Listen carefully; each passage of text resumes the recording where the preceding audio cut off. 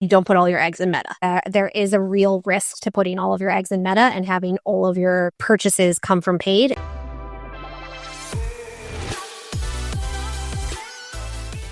Welcome to the Mastering E-commerce Marketing Podcast. I'm your host, Eitan Koter, co-CEO of Vimy. In an era of rising acquisition costs and increased competition, this podcast is dedicated to helping you drive sales, engage customers, and build meaningful communities so you can turn passive visitors into active buyers. Don't forget to subscribe so you won't miss out on future content. Now let's get started with the episode.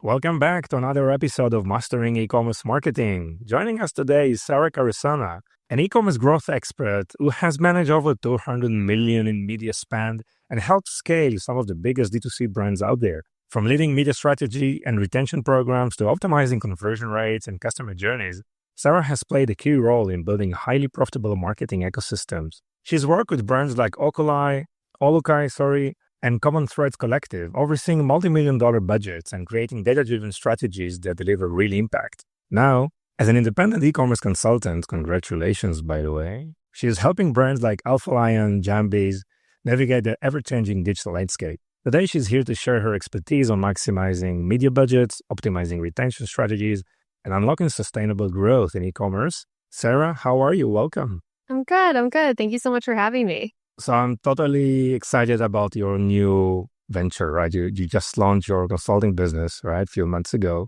I'd love to learn what drove you to do this change, and please share, what do you do? Yeah, I started in probably about July, going off on my own, doing more e-com consulting. I started as a fractional CMO head of growth at a couple different brands. And transparently, I didn't do it very well the first time around. So my first couple of clients, I was working with Alpha Lion as well as Cascada and another brand called Steel City. And I think I took on a little too much too quickly.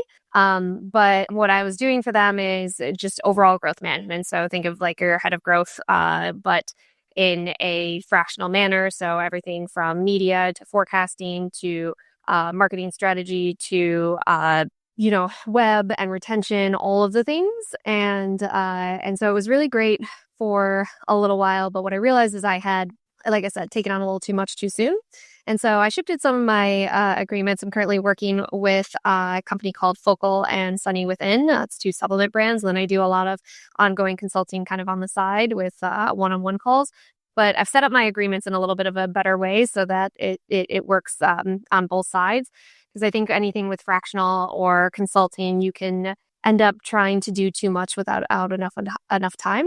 But I think that what I've realized though, and what I've been able to work through, is the benefit that I'm able to provide to these companies, having come from both an agency and a brand, and being able to understand the ecosystem and how you should be building your team, what kind of budgets you should be using to build your team, what kind of vendors you should or should not be working with, how you can build that from an internal and external perspective. And then, I'm also a digital nomad. So I've been traveling around a little bit and enjoying that. And I think for me, it's really nice to be able to work for myself and kind of have some control with that, while also knowing that I'm driving a lot of value for the clients that I work with. Yeah, amazing. It's also great to see people just launching their own, ventures. And so what was the main driver for moving from the brand side to the consulting side? Yeah, it's a good question. I mean, I think that there's a little bit of when you're on the brand side, you get to touch so many things. And I think I'm really grateful for my experience being able to do that. So when I was at OluKai, not only was I the director of ecom for OluKai, but OluKai owns 3 other brands, so Rourke, Kanan, and Melon. And so I was able to work with all of them as well as build out systems to support all 4 brands. And so I got to touch a lot. But the thing is that at the end of the day, when you're working for another brand, you don't own enough of the, how do I say it? Like, you have the responsibility, but you don't have the authority sometimes. And so what I've realized as I've been in marketing long enough, and it's a really hard truth to realize, is that I can know every single data point there is when it comes to e-commerce. I can get deep into measurement and incrementality and MMM and MTA and all of those things. But at the end of the day, if you don't have a good product and you don't have good marketing, you can't drive the needle. And I think I was getting really frustrated with being in situations where performance would shift in some way, shape, or form. And there would be a lot of like, well, what else are you going to do? What other buttons are you going to push? I'm like, I can't button push my way to selling something that's not going to sell. And I'm not saying that was, like always the case at those brands or whatnot, like our great brands, great products, great things.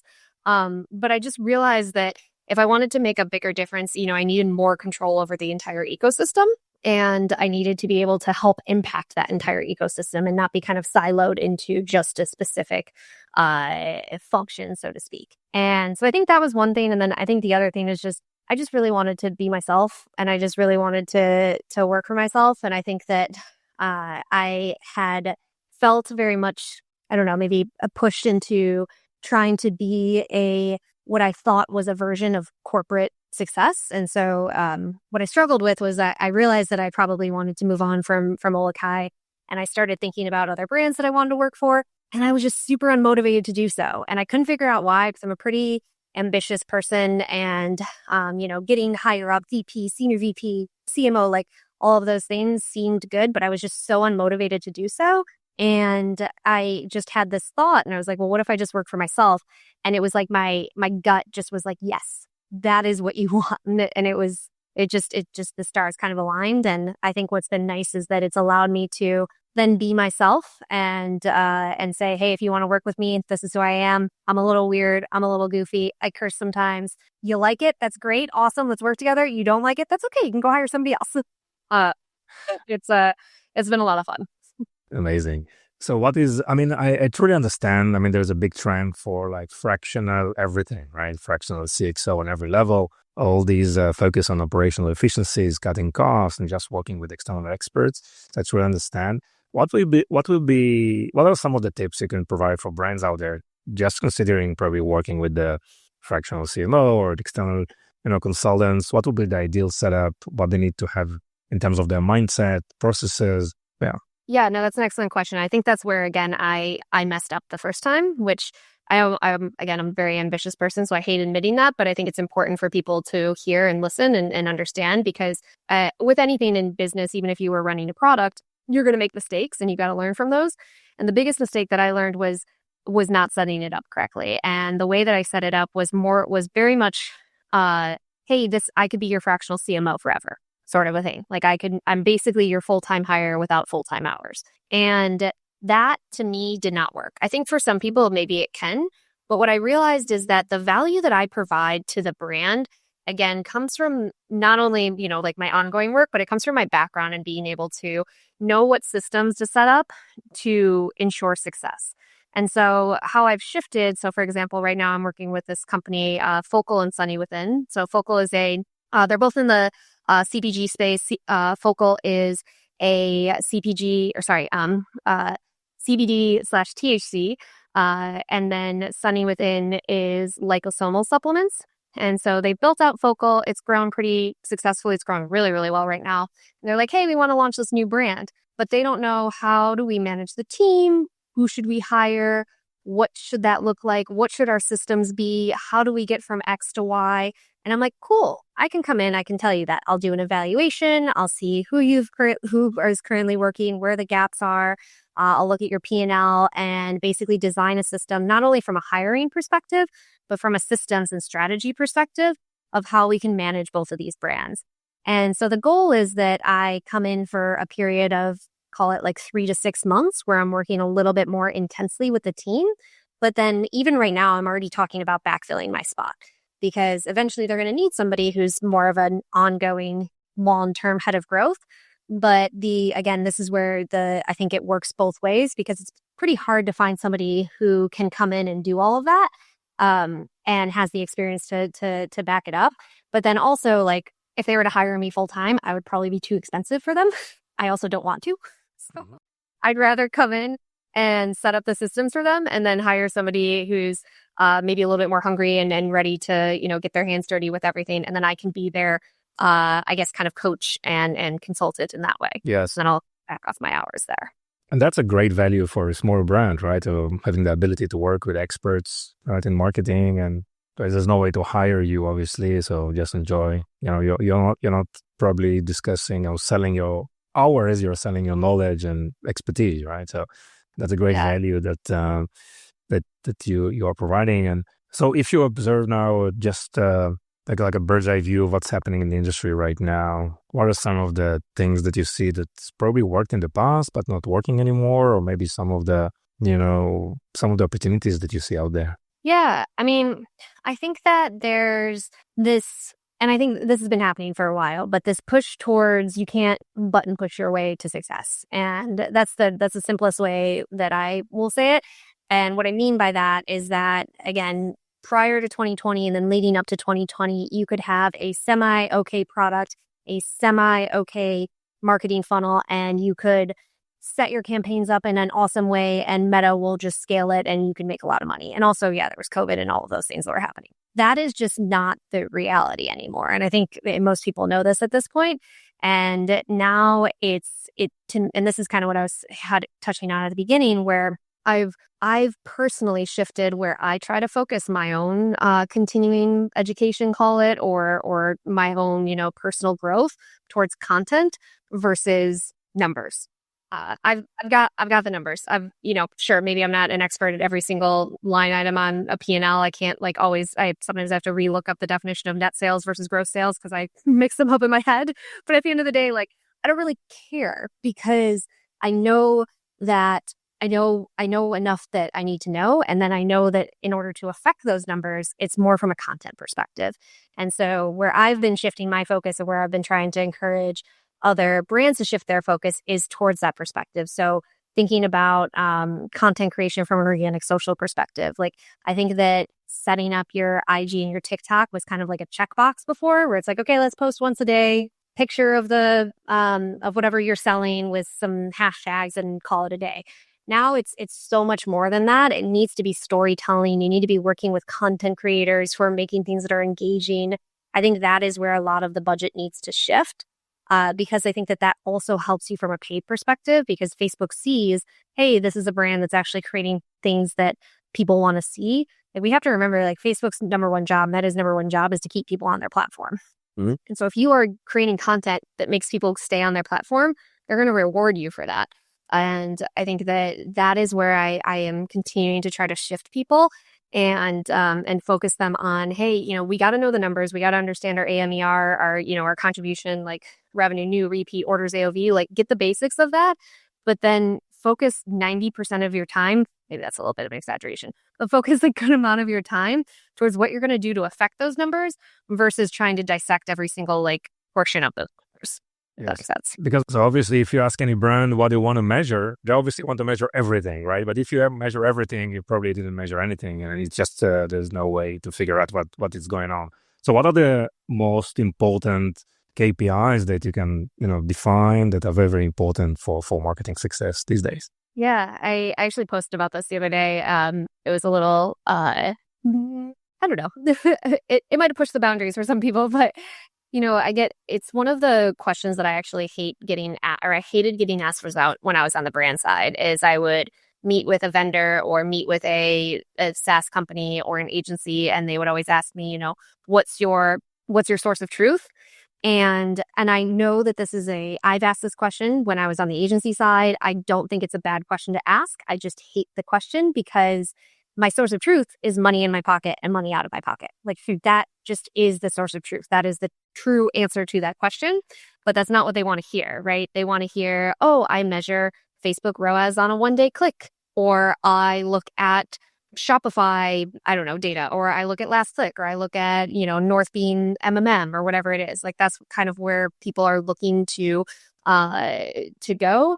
But at the end of the day, if we're trying to set up agreements and we're trying to set up partnerships in a way that is the best for the business, then it really has to be against that money in and money out. So what I always recommend for any business is you need to be measuring your MER and your AMER. So your marketing efficiency ratio and your acquisition marketing efficiency ratio. And I would argue that your AMER, or your acquisition marketing efficiency ratio, say that 5 times fast, is the most important metric to measure. And that's because that tells you how profitable you are on a first purchase stance. And then from there, you can also measure I would typically look at like a 3-month LTV.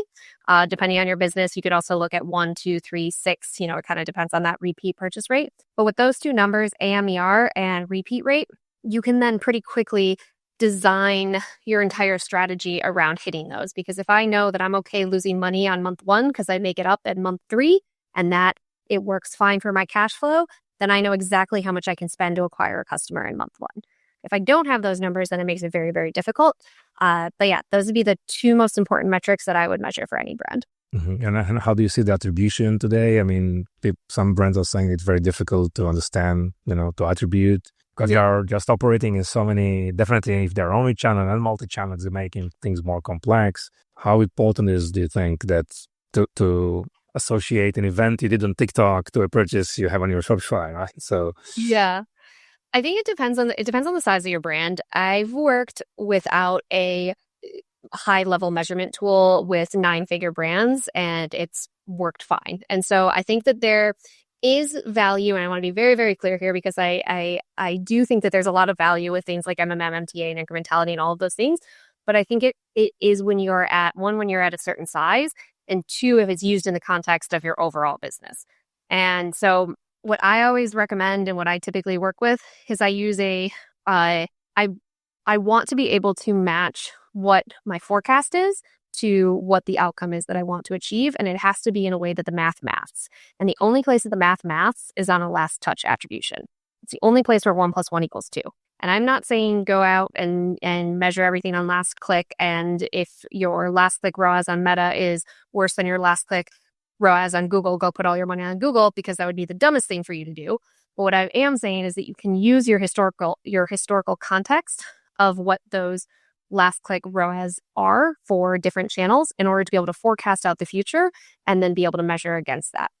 And if you do that using, again, if you talk just really simply Meta and Google, then you'll also have this organic or offline mixture of orders that are coming in, and you can measure that as a ratio against your paid revenue. And that's a way that you can start to see the impact of longer tail events. Like if you're running on TikTok and let's say you get 1 million views on a organic post that talks about your brand and you get a ton of engagement on it, but you don't see any last touch purchases from it, but you see that, hey, I've got a crap ton of organic and offline purchases that are coming through. If I'm a smart marketer, I can say, okay, cool. I don't need to spend $10,000 doing an incrementality test on this. I'm pretty darn sure that's where it came from.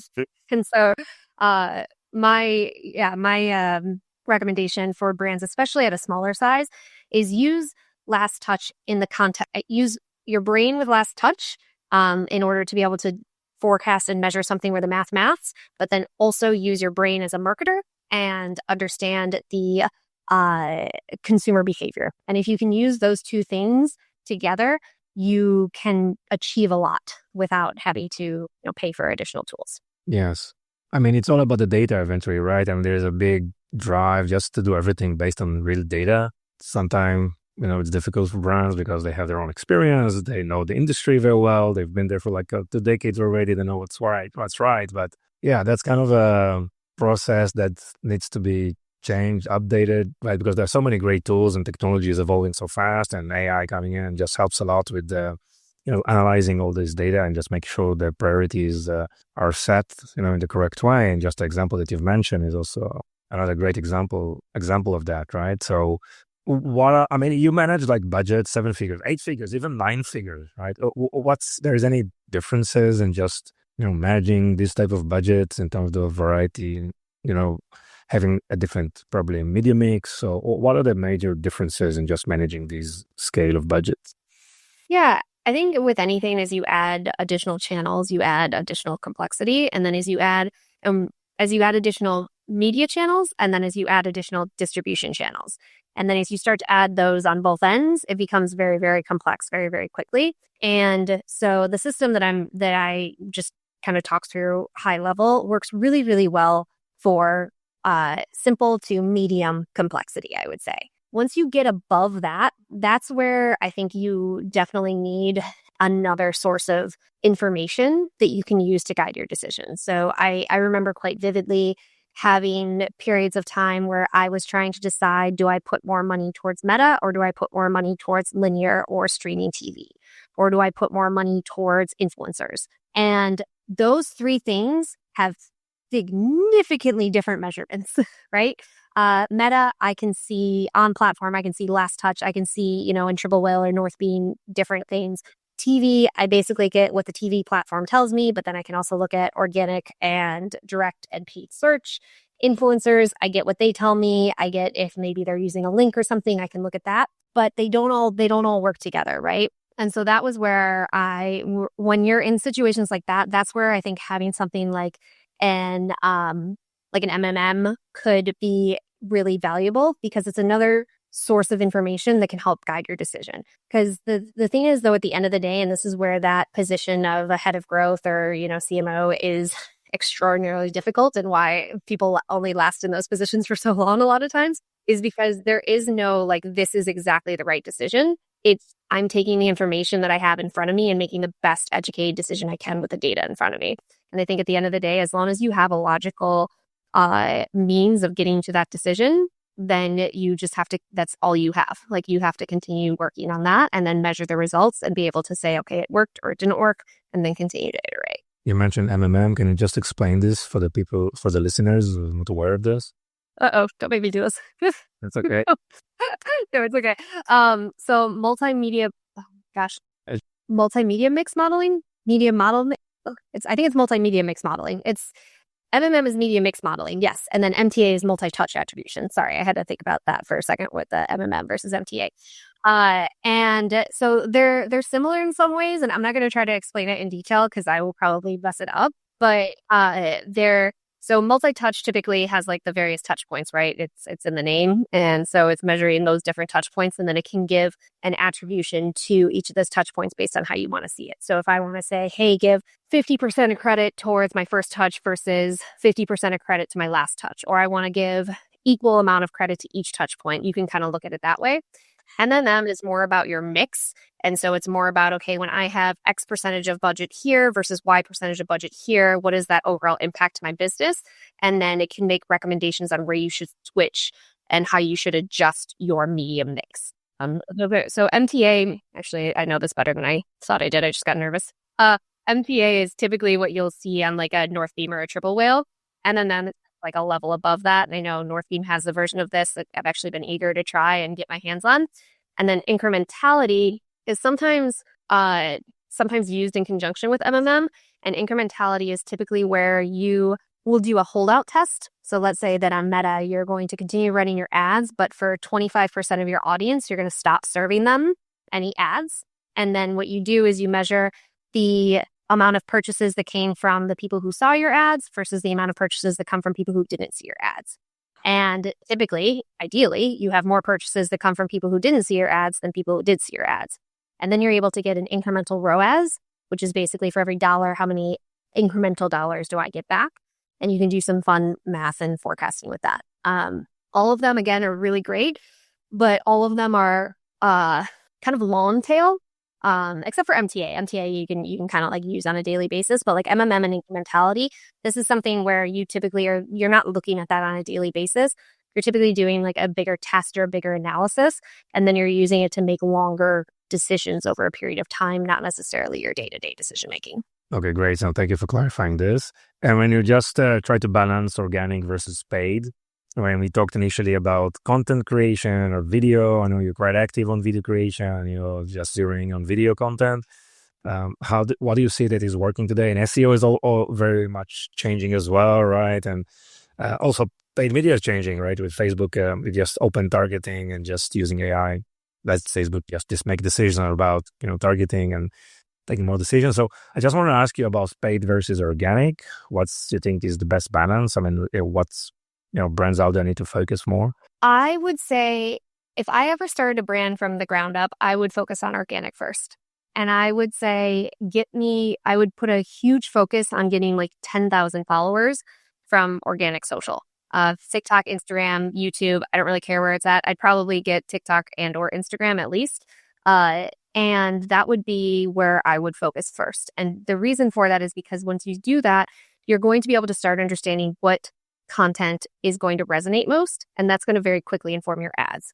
Where people go wrong, and most people do this, they go paid first, which is not anything wrong with that. You can do that. I don't think that that's a bad move, and especially if you've bought inventory, like paid is going to probably get you dollars in the door quicker, but you're probably also going to lose a lot of money along the way.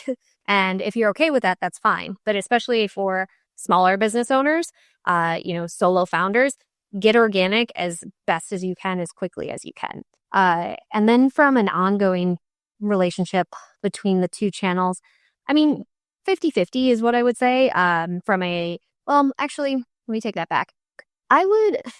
It's hard to say if we're talking about effort or we're talking about budget or we're talking about team, because I might have slightly different answers for each of those.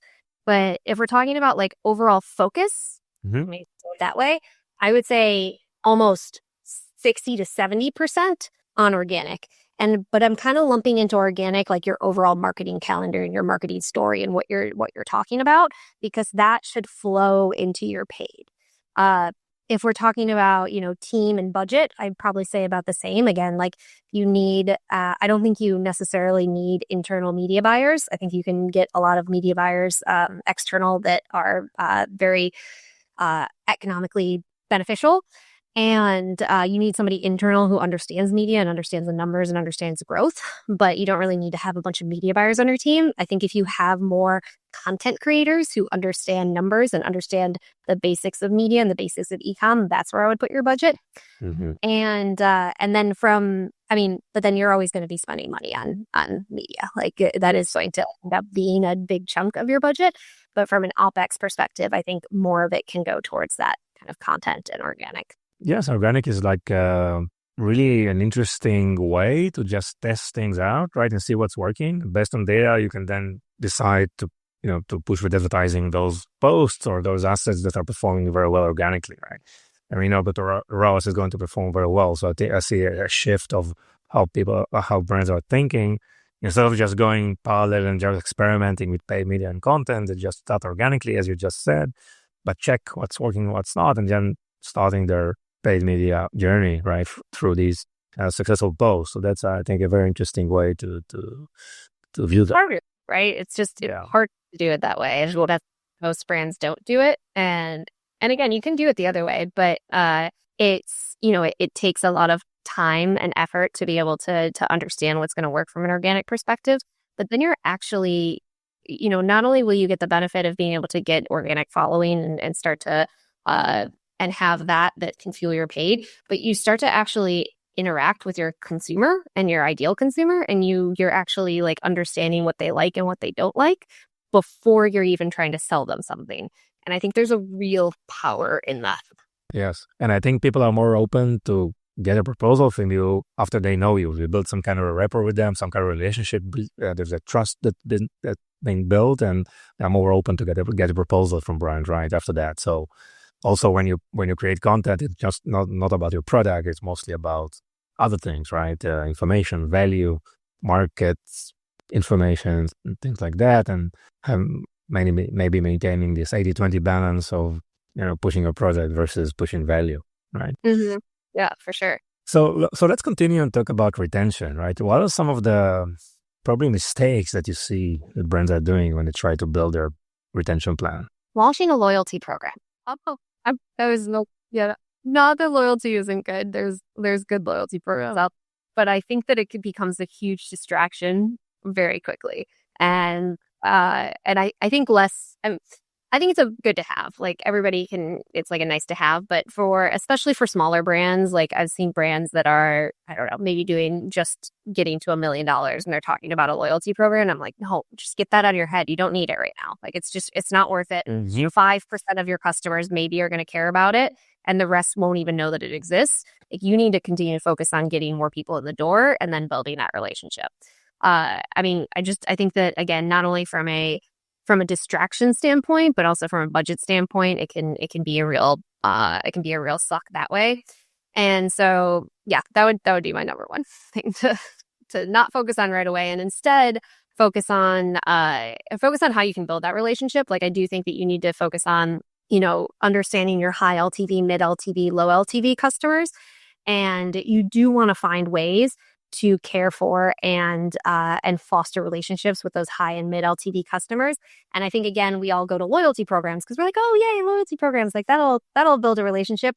But like if we were friends and I was like, hey, every time you hang out with me, you get 2 points. And then if you hang out with me enough, I'm going to buy you lunch. Like that's not building a relationship. That's still selling. I'm still trying to make you do something for me.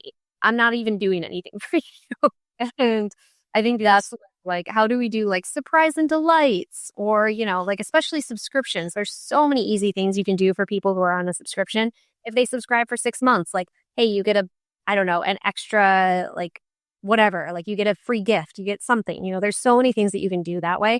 Or subscriber perks in terms of, hey, there's this discount, but it's only for you. Like, how can you continue to drive value for those high LTV customers in a way that's actually for the customers and not just for the business? Yes. So we talked about, you mentioned timing, right? Which is very, very important. So probably if you're still below 1 million or in the vicinity of $1 million, it shouldn't be in your focus. But when would you think it should be in your focus, those loyalty programs?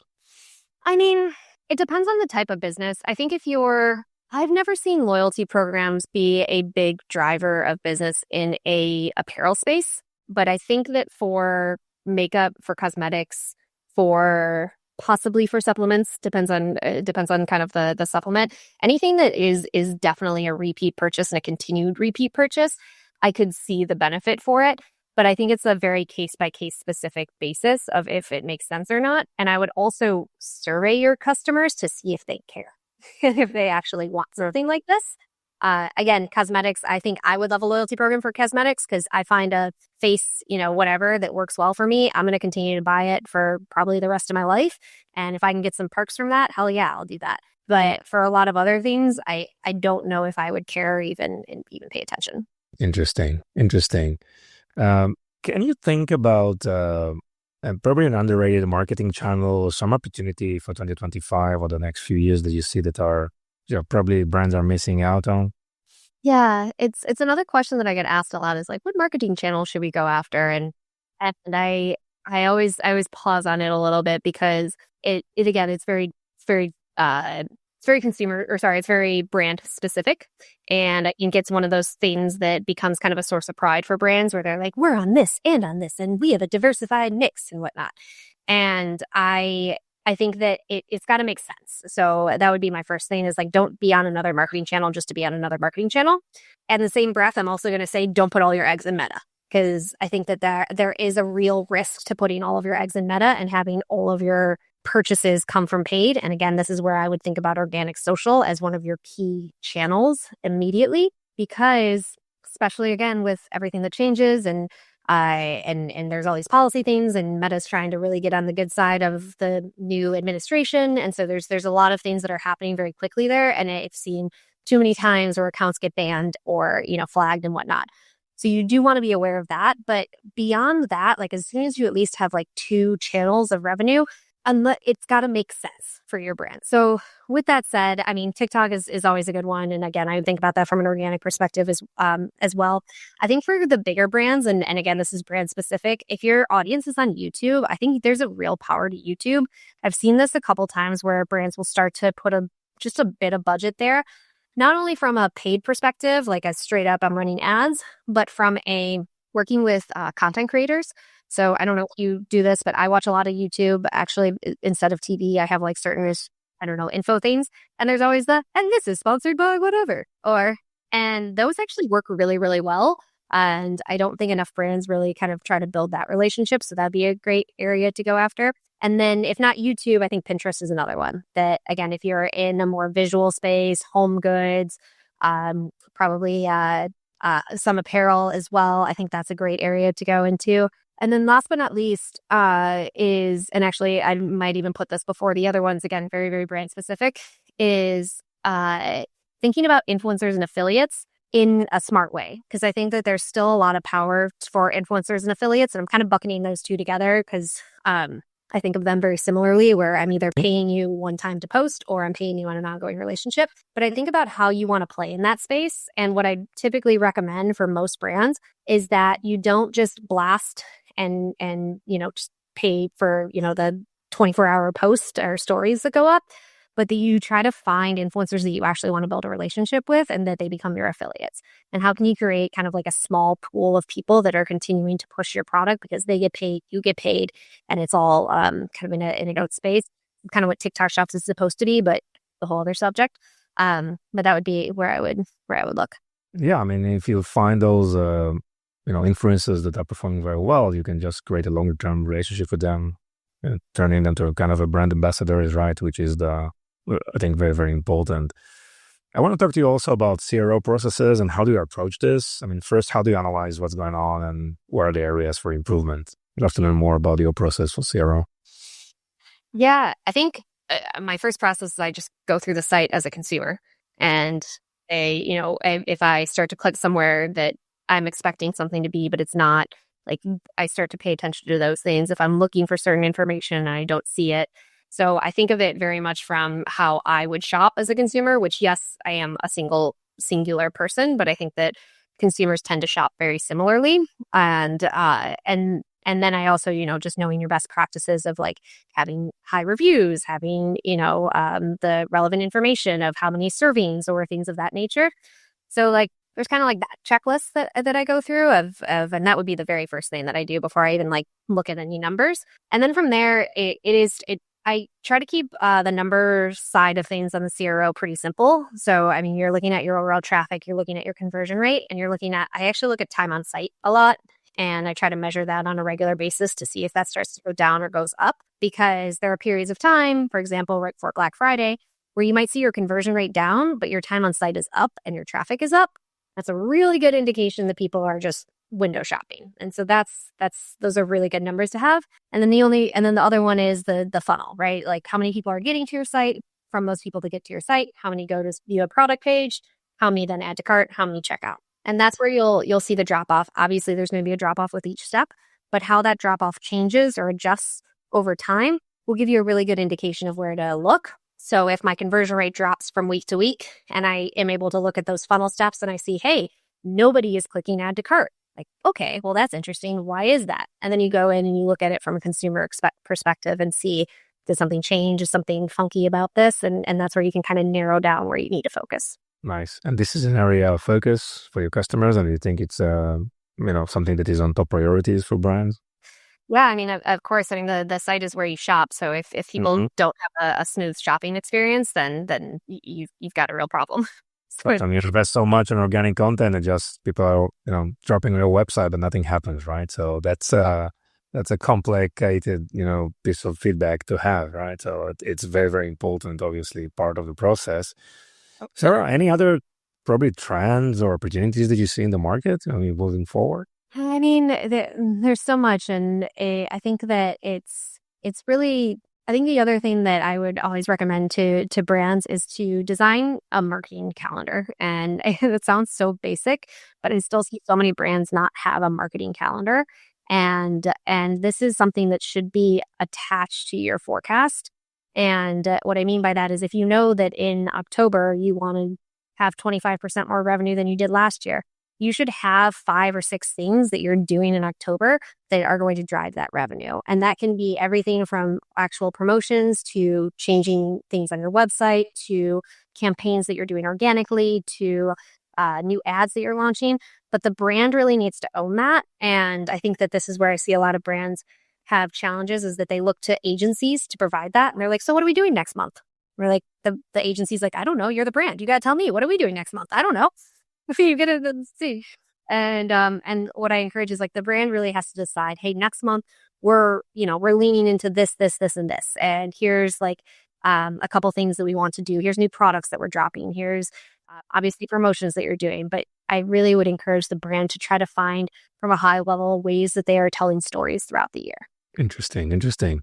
Great, Sarah. How can people and companies find you and work with you? Yeah, just Sarah Carusona. I should probably have a site, but I don't, which I need to. But you can find me on LinkedIn, X. I'm also on TikTok and Instagram. I'm also my first initial last name at gmail.com. You can shoot me a message. But yeah, always excited to meet new business owners or operators and see how I can help. Amazing. We will share all your details on the show notes. Anything else you want to add? No, I think that's about it. Thank you so much for having me on. Yeah, thank you so much. It was really interesting and exciting. You rocked it. Thank you so much, Sarah. Appreciate it.